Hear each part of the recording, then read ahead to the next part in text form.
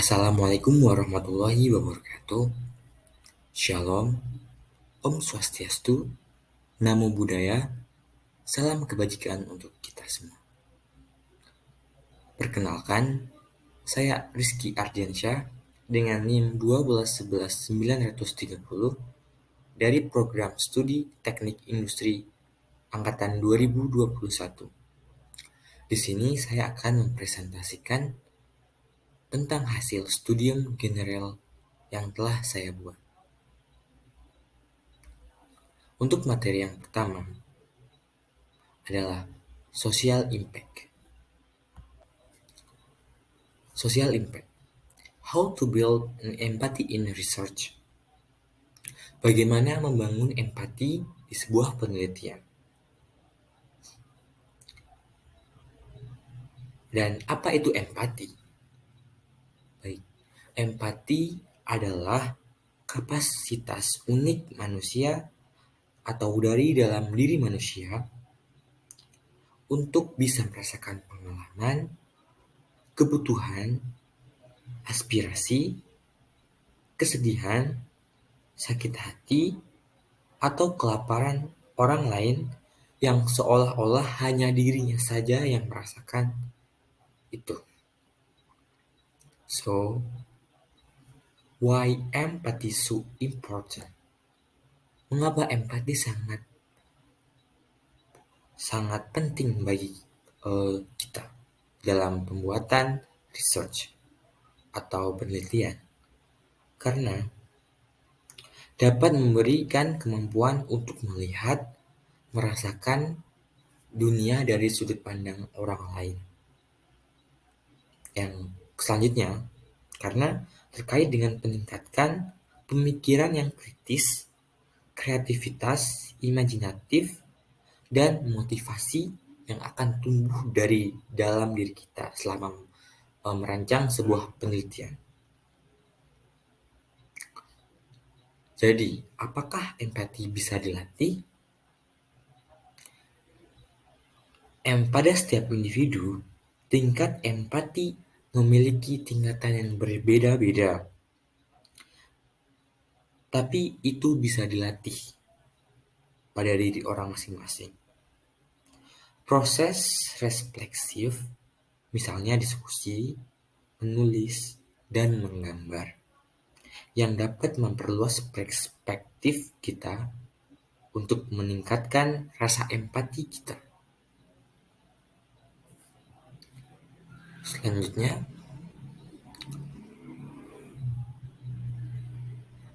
ada 7 strategi bagi saintis untuk dapat berkomunikasi dan dapat membuat brandnya sendiri. Tujuan agar branding diri kita bisa dikenal orang banyak, sehingga penelitian kita tidak asing bagi orang lain. Dan orang juga bisa mengenal kita sebagai scientist atau researchers atau peneliti untuk dipakai dalam referensi jurnal atau karya tulis yang mereka akan tulis. Berikut merupakan strategi. Yang pertama, temukan jurnal yang tepat. Yang kedua, ada pempublikasian. Yang ketiga, membuatnya mudah ditemukan. Keempat, perkaya artikel Anda. Selanjutnya, berbagi data, konferensi. 7 strategi saintis tersebut adalah temukan jurnal yang tepat, publikasikan, membuatnya mudah ditemukan, perkarya artikel ilmiah Anda, berbagi data dan konferensi. Baik, selanjutnya ada inclusions and diversity resources. Dalam sebab ini, berdasarkan data yang ada, keberagaman pada sebuah akademisi merujuk pada penelitian ilmiah yang memberikan impact atau dampak. Oleh karena itu, Diciptakan lingkungan kerja yang mampu memberikan kesempatan bagi setiap orang untuk terus one step to forward. Baik, sebelumnya saya telah membahas tentang 7 strategi bagaimana memaksimalkan visibilitas artikel Anda. Di sini saya akan jelaskan satu persatu terkait strategi yang telah kita tadi sempat bahas. Yang pertama itu ada temukan jurnal yang tepat. Jika artikel Anda ingin menjangkau audiens atau target yang Anda inginkan, pilihlah jurnal dengan ruang lingkup yang tepat untuk makalah Anda adalah langkah penting paling pertama dan utama. Menemukan jurnal Elsevier untuk publikasi Anda sangatlah mudah. Hanya kunjungi dengan jurnal finderelsevier.com, lalu kirimkan jurnal dan abstrak yang telah dibuat. Dengan teknologi yang cerdas, akan dikirimkan rekomendasi atau kecocokan yang terbaik untuk pekerjaan Anda. Kemudian Anda dapat bisa mengirim makalah langsung ke jurnal tersebut. Baik, yang kedua ada pempublikasian. Setelah artikel diterima, biasanya artikel akan dapat diakses dalam beberapa hari melalui Scientist Direct, platform terkemuka Elsevier untuk literatur ilmiah setelah sejawat. Elsevier juga terus meningkatkan performasi atau platform dan mengindeks konten, yang berarti mesin pencari dan alat pencarian penemuan lainnya dapat menemukan dengan mudah. Selanjutnya ada membuatnya mudah ditemukan. Anda dapat meningkatkan jurnal artikel yang telah dibuat dengan meningkatkan daya tariknya ke mesin telusur seperti Google, pengoptimalan mesin telusur, SEO, meningkatkan peringkat artikel dalam hasil yang dikembalikan oleh mesin telusur tersebut. Semakin dekat ke bagian atas, daftar makalah akan muncul. Semakin besar kemungkinan untuk menarik pembaca mendapatkan visibilitas yang lebih tinggi di komunitas. Baik itu akademik dan berpotensi mendapatkan lebih banyak kutipan. Yang selanjutnya ada perkaya artikel. Dengan mendukung format digital yang baru, biasa digunakan dalam penelitian modern. Pengayaan dapat menyempurnakan tampilan online sebuah artikel untuk menawarkan wawasan lebih baik kepada para pembaca. Promosikan artikel yang telah Anda buat. Ada berbagai cara agar dapat dilakukan untuk memudahkan pembaca mengetahui dengan cepat apakah penelitian Anda relevan dengan kebutuhan dan minat mereka. Misalnya dengan menambahkan temuan utama penelitian sebagai kesimpulan untuk poin-poin di atas artikel. Sorotan penelitian ini untuk sebagian besar jurnal yang telah dibuat. Jadi sangat penting untuk meng-highlight penelitian atau menjadikan penelitian sorotan dalam sebuah artikel. Nah, selanjutnya ada berbagai data. Berbagai data dalam penelitian adalah untuk praktik ilmiah yang baik. Berbagai data membuatnya dapat diakses dan memungkinkan orang lain untuk dapat wawasan baru dan membuat interpretasi untuk penelitian yang akan mereka buat.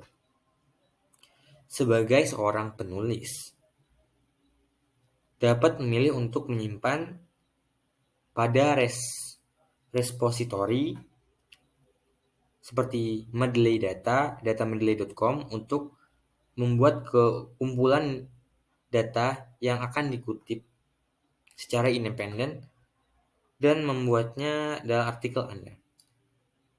Anda juga bisa memilih untuk mengirimkan artikel data singkat yang ditinjau oleh rekan sejawat. Artikel data yang telah diupload akan diindeks dan diatutkan dengan artikel penelitian asli. Yang selanjutnya ada konferensi.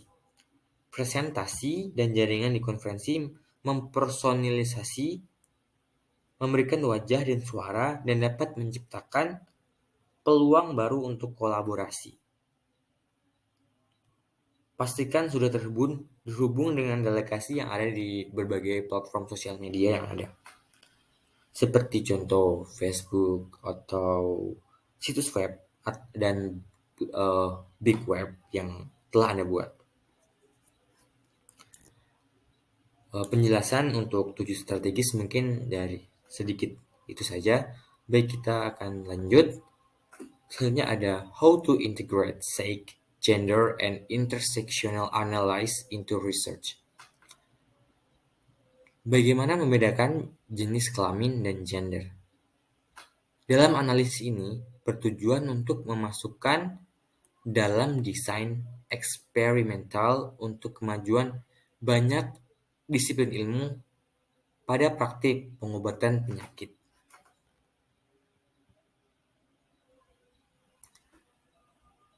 Jurnal preview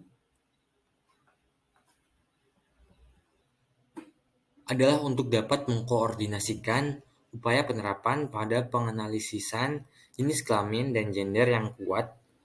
Berikut merupakan analisis dari studi kasus kelamin dan gender. Yang pertama ada jenis kelamin mengacu pada atribut biologis untuk membedakan organisme sebagai laki-laki dan perempuan. Gender mengacu pada faktor psikologi, sosial, dan budaya yang membentuk sikap, perilaku, stereotip, teknologi, dan pengetahuan. Mungkin akan saya jabarkan lebih dalam terkait how to integrate sex, gender, and international analysis into research. Tujuan analis jenis kelamin dan gender ini adalah untuk mempromosikan sains yang ketat yang dapat diproduksi dan bertanggung jawab, memasukkan analisis jenis kelamin dan gender ke dalam desain eksperimental yang sangat memungkinkan untuk kemajuan di banyak bidang ilmu, seperti peningkatan pada penyakit jantung dan wawasan tentang dampak sosial dari bias algoritmik, dan menyediakan peta jalan untuk menganalisis jenis kelamin dan gender lintas disiplin ilmu dan meminta peneliti, lembaga atau pendanaan, jurnal peer-review, dan universitas untuk mengkoordinasikan upaya menerapkan metode analisis jenis kelamin yang kuat. Lalu bagaimana cara mengintegrasikan analisis jenis kelamin dan gender ke dalam desain penelitian? Pemahaman yang telah dalam tentang dasar yang dimediasi genetik dan hormon untuk membedakan jenis kelamin dalam kekebalan, misalnya menjanjikan wawasan tentang imunoterapi kanker. Berikut merupakan bukti bahwa sistem pengenalan wajah salah mengklasifikasikan jenis kelamin lebih sering untuk wanita berkulit gelap daripada pria berkulit terang, dengan menyebabkan penyempurnaan dalam visi komputer. Kemudian dapat memahami respons berbasis jenis kelamin terhadap perubahan iklim, memungkinkan pemodelan perubahan demografis yang lebih baik ke depannya di antara organisme laut dan efek hilir bagi manusia. Dan terakhir adalah sebagai analisis jenis kelamin atau gender dapat menjadi penting untuk interpretasi, validasi, produktivitas, dan generalisasi temuan pada penelitian. Baik, mungkin cukup sekian penjelasan tentang modul ini. Apa ada kata yang kurang berkenan, saya mohon maaf yang sebesar-besarnya.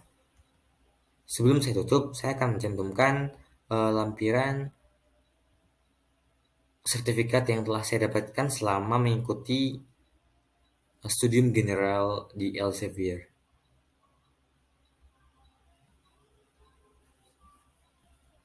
Berikut merupakan Certificate of Excellence tentang bab Social Impact. Berikut adalah Certificate of Excellence tentang Ensuring Visibility. Dan yang terakhir adalah Certificate tentang Inclusion and Diversity for Researchers. Dan saya akhiri, wassalamualaikum warahmatullahi wabarakatuh.